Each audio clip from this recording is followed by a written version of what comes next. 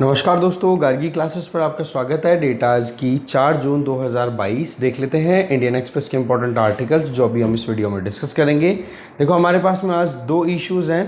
पहला इशू तो रहेगा कि कैसे हम सस्टेनेबल अर्बनाइजेशन अचीव कर सकते हैं और उसमें अर्बन लैंड यूसेज पे क्या करना चाहिए। दूसरा जो इशू रहेगा वो ये कि रशिया यूक्रेन कॉन्फ्लिक्ट के चलते वेस्टर्न कंट्रीज़ के द्वारा रशिया पर अपने डिपेंडेंस को रिड्यूस करने के चलते इंटरनेशनल जो ग्लोबल जो इकोनॉमी है उसमें क्या क्या डिसरप्शंस आ चुके हैं और इसके लिए क्या हमारे लिए सॉल्यूशंस अवेलेबल हैं। उस पॉइंट ऑफ व्यू से दो इश्यूज हमारे पास में, इन दोनों को देखते हैं डिटेल में। First article, the farm in the city. Article को लिखा है सयन दास, ऋतुप्रिया और रामिला बिस्ट ने। देखो, अगर हम आज की बात करें तो जिस तरीके से गर्मियाँ बढ़ी हैं और इनकी मार जो है सबसे ज़्यादा कौन झेल रहा है? शहरों में रहने वाले लोग।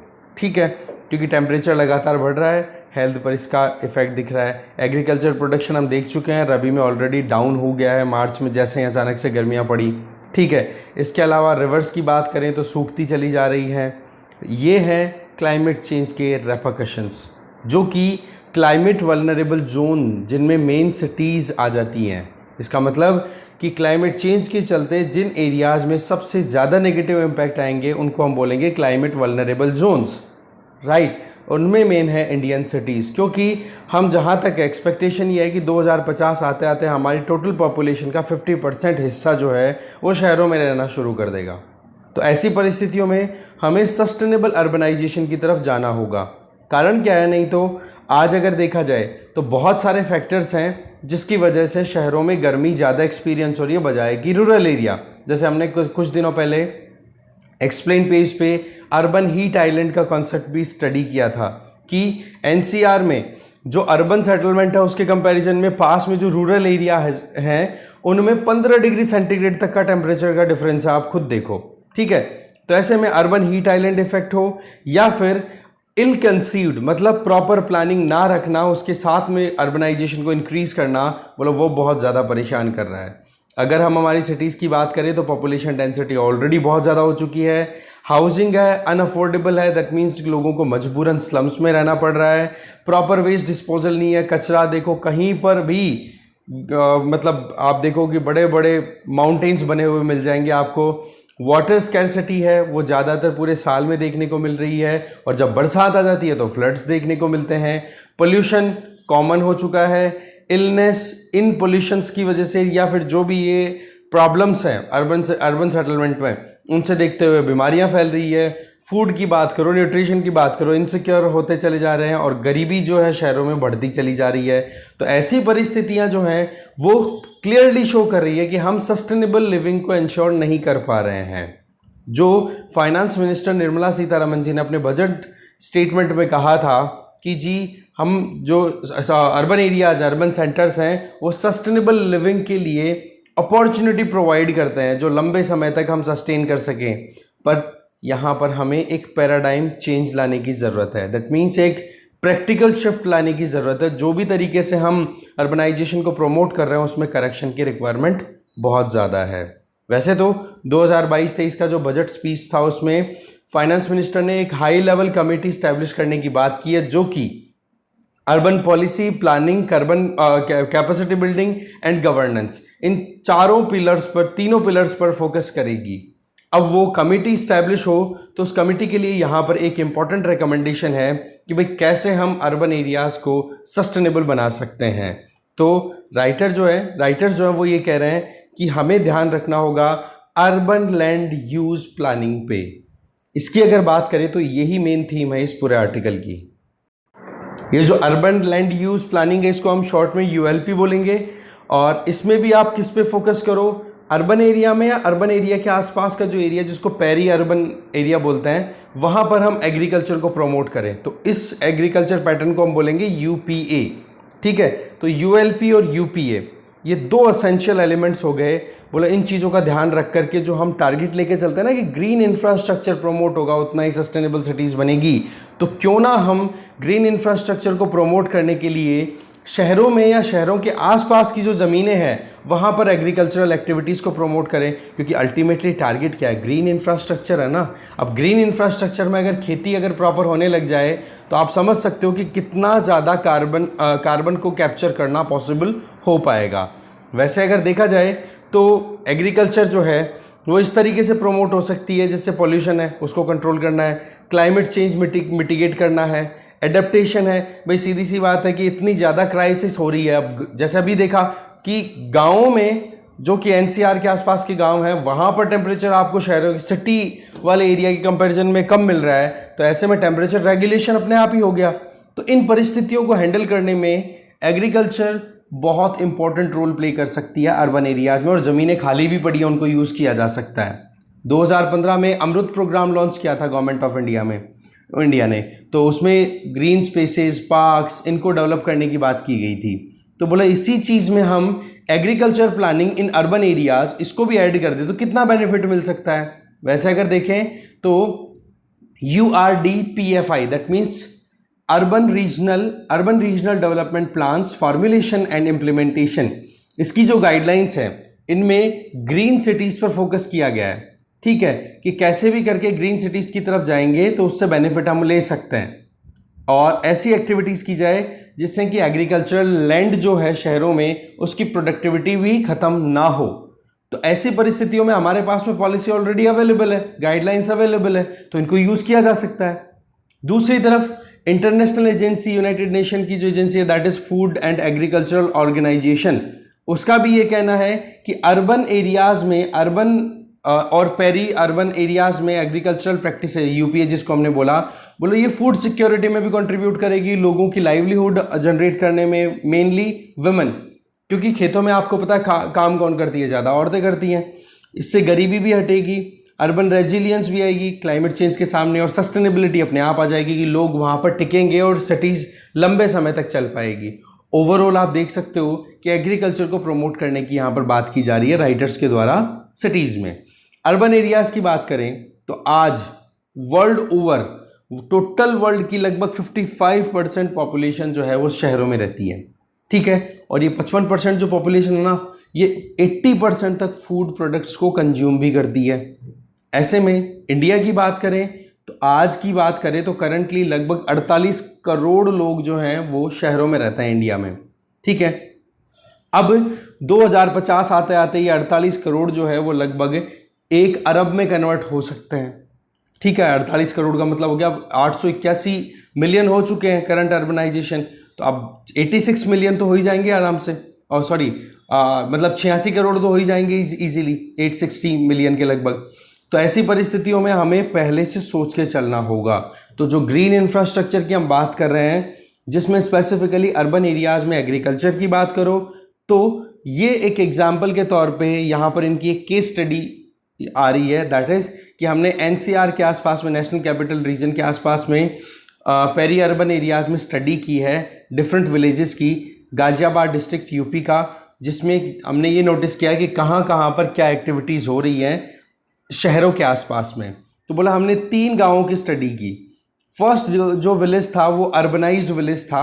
ठीक है, जिसमें आप देख सकते हो कि म्युनिसिपल बाउंड्रीज़ हैं वहाँ पर उस गाँव में, उस गाँव के पास तक, मतलब शहरीकरण अच्छा हो रखा है, अर्बनाइजेशन अच्छा हो रखा है, अर्बन एमिनिटीज़ हैं। ठीक है, पर प्रॉब्लम क्या है, वहाँ पर ट्रेडिशनल लाइवलीहुड लगातार ख़त्म होता चला जा रहा है। इसका मतलब वहाँ पर जो लोग रह रहे हैं उस गांव में, बोले वो एग्रीकल्चर की बजाय या फिर अलाइड जो एक्टिविटीज़ रहती है एग्रीकल्चर से एसोसिएटेड, बोले उससे शिफ्ट कर रहे हैं, और नेचुरल रिसोर्सेज भी लगातार ख़त्म हो रहे हैं, चाहे लैंड हो चाहे वाटर हो। बोले एक तो हमने ये स्टडी की, और साथ में वहाँ पर अब जैसे जैसे पॉपुलेशन बढ़ रही है अर्बन एरियाज़ में, वहाँ पर अर्बन मिडिल क्लास ज़्यादा बढ़ रही है लोग, बजाय कि जो लोग एग्रीकल्चर में इन्वॉल्व होते हैं। तो पहले गांव की स्टडी तो ये हुई, फिर दूसरे गांव की स्टडी की पेरी अर्बन विलेज की, उसमें ये कि उस गांव में अर्बन इंडस्ट्रियल वेस्ट डाला जाता है, कचरा डाला जाता है, वहाँ पर शहरों का कचरा गाँव में ले जा करके डाला जा रहा है, जिसकी वजह से हेल्थ कॉन्सिक्वेंसेस तो हो ही गए सीधे। इवन लोग जो हैं वो क्या करेंगे, उनकी लाइवलीहुड को जो नुकसान हो रहा है, ज़मीनें पॉल्यूट हो रही हैं, ज़मीन खराब हो रही है, तो ऐसे में उनको कॉम्पनसेशन प्रॉपर नहीं मिल रहा है, बहुत कम एडवांटेज मिलता है। तो दूसरा केस ये स्टडी किया इन्होंने। और तीसरा गांव उठाया जिसमें जो अर्बनाइजिंग है, मतलब धीरे धीरे बढ़ रहा है शहरीकरण की तरफ, और अर्बनाइज भी बोल सकते हो उसको कि पार्शियली अर्बनाइज्ड है वो। उस केस में वहां पर ज़्यादातर जो गांव के लोग हैं वो एग्रीकल्चर में मतलब एंगेज्ड हैं, पर एग्रीकल्चर में भी वो किस पे डिपेंडेंसी ज़्यादा दिखा रहे हैं, अपनी खुद की पानी की ज़रूरत है, डोमेस्टिक वाटर सप्लाई है उस पर ध्यान दे रहे हैं वो, रोड एंड ड्रेनेज सिस्टम है उस पर भी हल्का फुल्का फोकस किया जा रहा है। दैट मीन्स हल्का फुल्का एग्रीकल्चर कर रहे हैं, पर वो एग्रीकल्चर जो है मार्केट में बेचने के हिसाब से नहीं है, खुद की रिक्वायरमेंट को पूरा करने के लिए। इसका मतलब ये तीसरा केस जो है उसमें भी आप पार्शियल अर्बनाइजेशन देख सकते हो। तो बोले इन तीन केसेस को जब हमने स्टडी किया तो एक प्रॉमिसिंग ऑप्शन जो निकल के आता है वो आता है यूपीए या फिर यूएलपी। दैट मीन्स अर्बन जो लैंड यूज है उस पर हमें ध्यान देना होगा, अर्बन लैंड यूज प्लानिंग पे, और उसमें भी मेनली किस पे, urban and peri urban agriculture पे। तो बोले इस चीज पर हमें फोकस करने की जरूरत है। फिर राइटर्स ये बोलना चाह रहे हैं कि हमने सैटेलाइट इमेजरी करवाई, सैटेलाइट से भी ट्रेसिंग करवाई, तो पता पड़ा कि जितना एग्रीकल्चर में ग्रीन स्पेस होना चाहिए इन पर्टिकुलर 3 विलेजेस में, उससे कई ज़्यादा, मतलब 41 स्क्वायर किलोमीटर एरिया अप्रूव्ड है, और अभी वहाँ पर देखा जाए तो एग्रीकल्चर लगभग 72 स्क्वायर किलोमीटर एरिया में हो रहा है। इसका मतलब अप्रूव्ड का मतलब मास्टर प्लान जो बनाया हुआ है उस पर्टिकुलर एरिया का जहाँ पर ये 3 गांव सेटल्ड है। तो ऐसे में आप देख सकते हो कि एग्रीकल्चर को लोग छोड़ना तो नहीं चाहते हैं। तो ऐसी परिस्थितियों में यूपीए बहुत इंपॉर्टेंट हो जाता है ग्रीन इंफ्रास्ट्रक्चर को प्रमोट करने के लिए, चाहे फिर वो अर्बन डेवलपमेंट की बात कर लो या फिर green space, formal green space जैसे पार्क बना रहे हो, city forest, green buffer zone create कर रहे हो। बोले इसमें खेतों को और ऐड कर दो जो ज़मीनें खाली पड़ी हैं, तो इससे क्या होगा, क्लाइमेट रेगुलेट करना भी आसान हो पाएगा, फूड सिक्योरिटी भी आ पाएगी, और लाइवलीहुड का भी सिक्योरिटी आप इंश्योर कर पाओगे। तो ऐसे में एक मॉडल पेरीफेरी अर्बन विलेज, ये प्रॉपर मैनर में अगर देखा जाए तो मोदी नगर जो कि यूपी वाले एरिया में लोकेटेड है, वहाँ पर अच्छे से काम किया जा रहा है। एक तैयारी इसकी बेसिस पे अगर कर ली जाए बाकी अर्बन एरियाज़ में भी, तो बहुत बेनिफिट इसका मिल सकता है।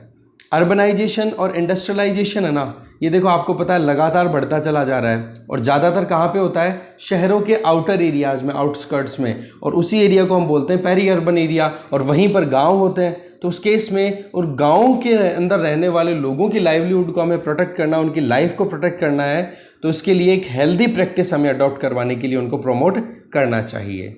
अगर अर्बनाइजेशन का यही तरीका चलता रहा ना, तो बोला आने वाले टाइम पर बहुत ज़्यादा मुश्किलें हो जाएगी। केवल हम सिटीज़ बढ़ाते चले जाएं, सेंसस टाउन के तौर पे नए नए गाँवों को या छोटे गाँवों को मिला करके बड़े गाँव डेवलप हो जाएं, उससे कुछ नहीं होने वाला है। अर्बनाइजेशन को अगर वाकई में हमारे ग्रोथ इंजन के तौर पे बनाना है, तो उसके लिए एक सस्टेनेबिलिटी के लिए हमें जाना होगा, और जिसके लिए ये यूएलपी और यूपीए ये ऑप्शन बहुत बढ़िया है, इस पर फोकस करना ज़रूरी है। इसके लिए क्या किया जाए भाई, सीधी सी बात है, वेस्ट मैनेजमेंट कैपेसिटी डेवलप की जाए, इंफ्रास्ट्रक्चर डेवलप किया जाए प्रॉपर, जिससे कि कचरे को, पॉल्यूशन को, इनको रेगुलेट करना पॉसिबल हो सके। इंडस्ट्रियल इंस्टॉलेशन इस तरीके से होनी चाहिए जहां पर गाँव में रहने वाले लोग, जो कि शहरों के पास के गाँव में रहने वाले लोगों को परेशानी ना पहुँचे, ठीक है।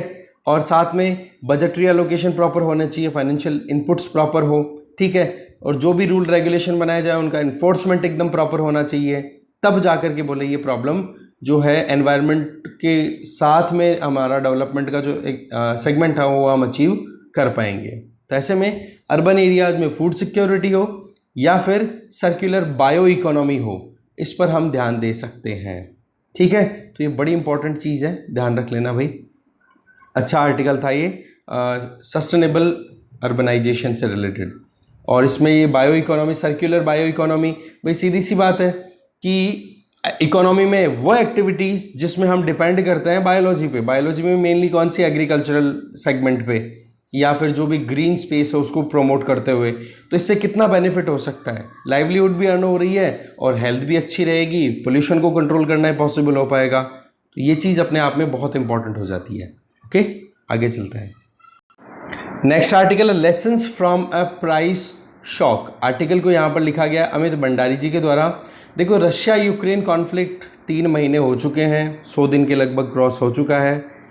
युद्ध तो पता नहीं कब खत्म होगा, बट ग्लोबल एनर्जी और ग्लोबल कमोडिटी ट्रेड दोनों में गजब का शॉक पहुंचा है, गजब का डिसरप्शन आया है। वेस्टर्न इकोनॉमीज रशिया को सबक सिखाने के लिए लगातार सैंक्शंस पे सैंक्शंस लगा रही हैं, और दूसरा रशिया पे जो डिपेंडेंसी है उसको रिड्यूस करने के लिए क्या कर रही हैं, बाकी दूसरे कंट्रीज से अपनी एनर्जी सप्लाईज को इंश्योर कर रही हैं, जैसे कि गल्फ कंट्रीज़। तो ऐसी परिस्थितियों में आप देखो इंटरनेशनल मार्केट में जो प्राइस है, जो इन्फ्लेशन है, वो लगातार बढ़ती चली जा रही है। इसका फाइनेंशियल डिस्ट्रेस का असर इंडिया जैसी इमर्जिंग इकोनॉमीज़ को भी अच्छे से झेलना पड़ रहा है। इसमें पाकिस्तान और श्रीलंका जैसी इकोनॉमीज़ तो बहुत ही बुरी परिस्थितियों से गुजर रही है, जिसमें श्रीलंका तो बर्बाद हो चुका है बहुत बुरे तरीके से। तो ऐसी परिस्थितियों में इंडिया की बात करें तो हम भी कमोडिटी क्राइसिस का सामना कर रहे हैं, जो भी हमारी रिक्वायरमेंट होती है। कोविड-19 से कैसे जैसे इकोनॉमी रिकवर कर रही थी, पर ये शॉक लग गया। देखा जाए तो इकोनॉमिक इम्पैक्ट जो है वो वर्ल्ड वाइड है। 2014 से लेकर अभी तक की अगर देखा जाए तो क्रूड ऑयल की प्राइसेस हाईएस्ट लेवल पे चल रही है। जो लिक्विड नेचुरल गैस है, ये अभी तक जब से यूज हुआ है ना, ये फ्यूल LNG, तब से हाईएस्ट रेट पे चल रहा है। फर्टिलाइज़र, फूड, हर चीज़ महंगी होती चली जा रही है। और श्रीलंका में और पाकिस्तान में ये हाल हम ऑलरेडी देख रहे हैं कि जहाँ पर वो इंटरनेशनल मार्केट पर डिपेंड करते हैं, बहुत सारी चीज़ें इंपोर्ट करते हैं, और इंपोर्ट करने के लिए उनको चाहिए होता है फॉरेन एक्सचेंज, जो कि उनके पास में अवेलेबल है नहीं। तो ऐसी परिस्थितियों में यूक्रेन का जो ये कॉन्फ्लिक्ट है, इसने आग में घी का काम किया है। तो ऐसे में देखो और क्या क्या इश्यूज हैं जिन पर हमें ध्यान देना होगा। देखो मुद्दा आ जाता है कि ग्रीन एनर्जी की तरफ शिफ्ट करने के चक्कर में इन्वेस्टमेंट प्रॉपर नहीं हुआ। जो कन्वेंशनल फ्यूल है जैसे ऑयल, गैस, कोल, इनमें इन्वेस्टमेंट नहीं हुआ। नॉर्वे जैसे कंट्रीज ने तो अपनी पॉलिसीज ऐसी बनाई कि हम इसमें इन्वेस्ट ही नहीं करेंगे। तो ऐसी परिस्थितियों में जब इन्वेस्टमेंट प्रॉपर नहीं होगा तो प्रोडक्शन अच्छा नहीं होगा। प्रोडक्शन अच्छा नहीं होगा तो जो already dependency energy security point of view से इन फॉसिल फ्यूल्स पे, वो आप अचानक से तो स्विच कर नहीं सकते हो। ऐसी परिस्थितियों में फिर बाद में आपको जो रिक्वायरमेंट है एनर्जी की, वो फुलफिल नहीं होती और प्रॉब्लम आ जाती है। अब प्रॉब्लम क्या है? महंगाई बढ़ गई। मार्केट में सप्लाई जो है वो रशिया अच्छी खासी कर सकता है, बट वही चीज़ है कि रशिया पर डिपेंडेंसी खत्म करना चाहते हैं, रशिया को सबक सिखाने के चक्कर में। तो ऐसे में परिस्थितियां बिगड़ती चली जा रही हैं। तो इन्वेस्टमेंट प्रॉपर होना ज़रूरी है। अभी हमें अचानक से ये कहे कि जी अचानक से अब बंद कर दो फॉसिल फ्यूल पे डिपेंडेंसी, वो ठीक नहीं है। दूसरा, नेचुरल गैस है, इसमें आपने इन्वेस्ट नहीं किया तो इसका साइड इफेक्ट आप देख सकते हो कि जो फर्टिलाइजर प्रोडक्शन होता है उसमें नेचुरल गैस का बहुत इंपॉर्टेंट रोल होता है। तो फर्टिलाइजर प्रोडक्शन भी रुक गया। रिजल्ट क्या रहा? महंगा हो रहा है फर्टिलाइजर। ठीक है, फिर आ जाओ आगे। इसके अलावा जो दूसरी जो सप्लाईज हैं, जैसे निकल की यहाँ पे बात आ रही है, रशिया निकल का अच्छा खासा एक्सपोर्टर है, ठीक है। और वैसे यहाँ पे बताया हुआ भी है कि रशिया के पास में वर्ल्ड की जितनी भी ज्योग्राफी है उसका 11% लैंड मास है। अब आप देख लो कि 11% लैंड मास अकेले एक कंट्री के पास में है, राइट। तो वो एक्सपोर्ट कितना क्या कर सकता है। अब उसको एक ग्लोबल सप्लाई चेन में बिल्कुल आइसोलेट करना चाहते हो, तो ऐसी परिस्थितियों में कहीं ना कहीं जो सैंक्शंस लगाने वाले कंट्रीज है ना, वो खुद तो परेशान होंगे ही, बाकी ग्लोबल सिचुएशन को और बिगाड़ देंगे इकोनॉमिकली अगर देखा जाए तो ऐसे में यूक्रेन कॉन्फ्लिक्ट का तो पता नहीं है कब तक सेटल होगा, कब तक खत्म होगा, पर 3 आउटकम्स ऐसे हैं जिनका हम प्रेडिक्शन लगा सकते हैं, और वो आउटकम्स आपको मोर और लेस पता है। फर्स्ट आउटकम तो क्या है कि देखो कॉन्फ्लिक्ट कब खत्म होगा हमें पता नहीं है, और यूक्रेन क्राइसिस के चलते यूरोपियन यूनियन ने रशिया पर अपनी डिपेंडेंसी को ख़त्म करने की कोशिशें लगातार लगा रखी है कि रॉ मटेरियल जो भी हमें रिक्वायर्ड है, चाहे फिर वो ऑयल हो या नेचुरल गैस हो, चाहे फिर वो एग्रीकल्चर गुड्स हो, मेटल हो, कुछ भी हो, तो बोले नॉन रशियन ऑप्शंस को एक्सप्लोर कर रहे हैं। अब आप देखो कि रशिया की सप्लाई को अगर वो डाइवर्ट करना चाहते हैं तो उनके लिए तो सप्लाई की शॉर्टेज आएगी कि नहीं। तो ऐसे में महंगाई बढ़ रही है। आज लगभग नेचुरल गैस मार्केट की बात कर लो तो पिछले साल के कंपैरिजन में 300% ज़्यादा भाव हो चुके हैं ग्लोबल मार्केट में, ठीक है। तो ये एक साइड इफेक्ट हमें देखने को मिल रहा है। दूसरा पॉइंट यहां पर राइटर ये बताना चाह रहे हैं कि जो पॉलिटिकल आउटकम चाहते हैं यूएस और यूएसए के वेस्टर्न अलाइज कंट्रीज या यूएसए के अलाई कंट्रीज, कि भाई कैसे भी करके रशिया को पॉलिटिकली दबाव में ला देंगे, रिजीम चेंज कर देंगे, या फिर जो व्लादिमीर पुतिन है उसका बिहेवियर चेंज कर देंगे, तो बोले ये चीज़ तो आप भूल ही जाओ। कारण कि 1979 के टाइम पे जब वेनेजुएला पर आपने सैंक्शंस लगाए, वेनेजुएला पे आपने सैंक्शंस लगाए, और 1979 से अभी तक ईरान पे मोर और लेस यूएसए ने सैंक्शंस लगा रखे हैं। क्या ईरान में कोई चेंजेस आए? ईरान अपने बिहेवियर को कंटिन्यू करने में सक्सेसफुल है। ठीक है, वो बात अलग है, इकोनॉमी इतना ज़्यादा ग्रो नहीं कर रही है, बट ईरान क्या बर्बाद हुआ? बिल्कुल भी नहीं। वेनेजुएला क्या बर्बाद हुआ? आपने 1 दशक के लिए लगभग वहाँ पर सैंक्शंस लगाए। तो बोला आप रशिया पे कैसे ये एक्सपेक्टेशन कर सकते हो कि वहाँ पर रिजीम का बिहेवियर या रिजीम चेंज हो जाएगा, जबकि रशिया तो अच्छी खासी परिस्थिति में है। ठीक है, तीसरी कंडीशन ये आ जाती है कि जो हाई एनर्जी प्राइसेस हैं, जिसकी वजह से आपको पता है कि इन्फ्लेशन वर्ल्ड ओवर बढ़ती चली जा रही है। तो आप एक चीज़ बताओ कि रशिया के पास में, जो कि वर्ल्ड का लार्जेस्ट, ज्योग्राफिकली अगर देखें तो लार्जेस्ट कंट्री है, वो कंट्री क्या अपना एक्सपोर्ट रोकेगा? या एक्सपोर्ट जो है ऑयल, गैस, फर्टिलाइजर या क्रिटिकल कमोडिटी जैसे निकल, क्योंकि ये सारी की सारी चीज़ें किस पे डिपेंडेंट है? आपके नेचुरल रिसोर्सेज पे। अगर नेचुरल रिसोर्सेज अबंडेंटली अवेलेबल हैं, तो उस केस में आप ये बताओ कि कैसे रशिया पर डिपेंडेंस बिल्कुल जीरो कर सकते हो? तो ये तो इंपॉर्टेंट रोल प्ले करता रहेगा। और इसी तरीके से अगर लगातार आप दूसरे कंट्रीज पर रिलाई करने की कोशिश करोगे, और रशिया जो कि सप्लाई अच्छा खासा कर रहा है और बाकी जो कंट्रीज सप्लाई कर रहे हैं उनके पास में सप्लाई करने के लिए थोड़ा मटेरियल कम है, तो ऐसे में ग्लोबल सप्लाई चेन में जो प्राइस डिसरप्शन है वो आएगा कि नहीं? महंगाई अपने आप ही बढ़ गई, ह्यूमन मेड महंगाई हो गई है कि नहीं? नेचुरल डिजास्टर नहीं है ये, ठीक है, एंथ्रोपोजेनिक कॉजेज है ये। तो ये चीज़ ऐसी है, इसकी वजह से एनर्जी क्राइसिस के चलते जो इमर्जिंग इकोनॉमीज है ना, उनमें ज़बरदस्त पॉलिटिकल इंटरेस्ट देखने को मिल सकता है, और लेटेस्ट श्रीलंका इसका बेस्ट एग्जांपल है। और 2010 की बात करो तो ट्यूनीशिया और दूसरे जो अरब कंट्रीज हैं वहाँ पर अच्छे से देखा है। ट्यूनीशिया नॉर्थ अफ्रीकन कंट्री है, ठीक है, जो कि मेडिटेरेनियन सी के साथ में अपनी कॉस्ट शेयर करता है। तो आप देखो यहाँ पर कि कैसी परिस्थितियाँ निकल करके आ रही हैं।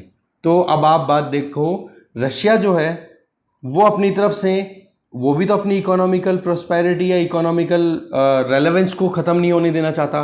तो ऐसे में ब्राज़ील, चाइना, इंडिया, ये 3 जो इकोनॉमीज़ हैं, ये तो देखो सैंक्शंस लगाने के लिए बिल्कुल रेडी नहीं है, क्योंकि नेशनल इंटरेस्ट हमारे लिए इंपॉर्टेंट है। और आपने कई वीडियोस देखे होंगे कि जिस तरीके से हमारे external affair minister S Jaishankar ji ने ओपनली कहा है कि भाई यूरोप जितना एक दोपहर में जितना क्रूड ऑयल मंगाता है, बोला उतना हम एक महीने में नहीं मंगाते हैं। ठीक है, तो बोला पहले आप सैंक्शंस लगाओ, फिर देखते हैं हम आगे। और बाकी हमारे यहाँ पर महंगाई में पहले ही गरीबी में परेशान हो रहे हैं लोग, तो हम कैसे सैंक्शंस लगा सकते हैं रशिया पे, राइट? तो इस तरीके से इंडिया, चाइना और ब्राज़ील, देखो ब्रिक्स कंट्रीज का रेलेवेंस फिर से बन जाता है यहाँ पर, ठीक है ना? तो ऐसी परिस्थितियाँ चल रही हैं अभी। तो आने वाले 15-20 सालों में तो पता नहीं क्या आउटकम होगा क्या नहीं। बाकी हमें भी हमारा खुद का इस तरीके का सिस्टम तैयार करना होगा कि जिसमें पॉलिटिक्स और इकोनॉमिक्स दोनों को थोड़ा सेपरेट किया जाए, क्योंकि आज जो है हर टाइम पर इकोनॉमिकली किसी को मतलब आप देखो रशिया में अभी आप क्या करना चाहते हो, वेस्टर्न कंट्रीज क्या चाहते हैं, पॉलिटिकल चेंजेस लाना चाहते हैं, बट पॉलिटिकल चेंजेस को लाने के लिए रशिया में क्या सैंक्शंस क्या लगाए जा रहे हैं, इकोनॉमिक सैंक्शंस लगाए जा रहे हैं। तो एक सेपरेशन आना चाहिए ग्लोबल कमोडिटी मार्केट में, इकोनॉमिक्स और पॉलिटिक्स में, तब जाकर के मामला सेटल होगा। नहीं तो एक चीज को आप करने के चक्कर में 10 चीजों का नुकसान उठा लोगे। और इसी चीज के लिए इंडिया को भी तैयार रहने की जरूरत है कि हम हमारी एनर्जी सिक्योरिटी या फिर जो इंटरनेशनल डिपेंडेंसी वो इस तरीके से डाइवर्सिफाई करें कि कल को ना अगर कहीं से सप्लायर अगर प्रॉब्लम क्रिएट करता है तो हम दूसरे सप्लायर से हमारी रिक्वायरमेंट पूरी कर सकें।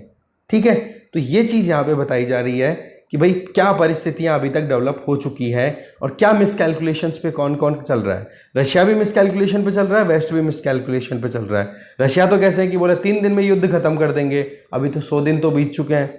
दूसरी तरफ वेस्ट ये सोच के चल रहा है कि इकोनॉमिक सैंक्शंस लगाएंगे तो बर्बाद हो जाएगा, रशिया तो घुटने टेक देगा। वो चांसेस बिल्कुल भी नहीं है, क्योंकि चाइना और इंडिया भी देखो कहीं ना कहीं डायरेक्टली इनडायरेक्टली हम जो है सस्ते में तेल खरीद ही रहे हैं। कल ही हमने न्यूज़ डिस्कस की थी कि रशिया सेकंड लार्जेस्ट सप्लायर बन चुका है क्रूड ऑयल का इंडिया को अगर देखें तो ऐसी परिस्थितियों में रशिया की इकोनॉमी बिल्कुल कोलैप्स करे, चांसेस बहुत दूर दूर तक लग नहीं रहे हैं। ठीक है, तो ये परिस्थितियां हमने देखी। और लास्ट में जाते जाते ये मैप और देख लो, ये मेडिटेरेनियन सी है, ये है ट्यूनीशिया, ठीक है, और ये लीबिया आ गया, ये अरब कंट्रीज़ जहाँ पर अरब स्प्रिंग स्टार्ट हुई थी 2010 में, ठीक है। बाकी ये देख लेना आप इनमें कि मेडिटेरेनियन सी के साथ में कौन कौन से कंट्रीज़ अपनी कॉस्ट शेयर करते हैं, ओके। जैसे यहाँ पर आप देख सकते हो इजिप्ट है, फिर इधर की तरफ आप देखो यहाँ पे ये इजिप्ट का ही पार्ट है, सिनाई पेनिनसुला, ये आ गया इज़राइल, इधर आप देख सकते हो लेबनान, सीरिया, ठीक है। इसके ऊपर जाओगे तो यहाँ पे टर्की है, फिर इसके ऊपर ग्रीस देख सकते हो, अल्बेनिया, मोंटेनेग्रो, ठीक है, बोस्निया हर्जोगोविना, ठीक है, क्रोएशिया, स्लोवेनिया भी हल्का सा शेयर करता है, मेडिटेरेनियन सी का ही है, एड्रियाटिक सी एक्सटेंशन है, ठीक है, आयोनियन सी है। ये एक बार ध्यान से देख लो भाई, पॉज कर रहा हूँ, पॉज करके अच्छे से, ठीक है ना, कि कौन कौन से कंट्री। ये देखो स्ट्रेट ऑफ जिब्राल्टर जो कि मेडिटेरेनियन सी को अटलांटिक ओशन के साथ में ज्वाइन करती है और सेपरेट करती है स्पेन और मोरक्को को, ओके। ये अल्जीरिया हो गया, ये नॉर्दर्न अफ्रीका चल ही रहा है आपका, ये सर्डिनिया, पिडमॉन्ट, ठीक है, ये एरिया आ गया। चलो देख लेना इसको ढंग से, आराम से, ये मैप इंपॉर्टेंट है थोड़ा। चलिए इस डिस्कशन, क्योंकि मेडिटेरेनियन सी पे क्वेश्चन आते हैं, 2-3 बार आ चुके हैं पिछले 2-3 सालों में प्रीलिम्स में, ठीक है जी। Thank you very much.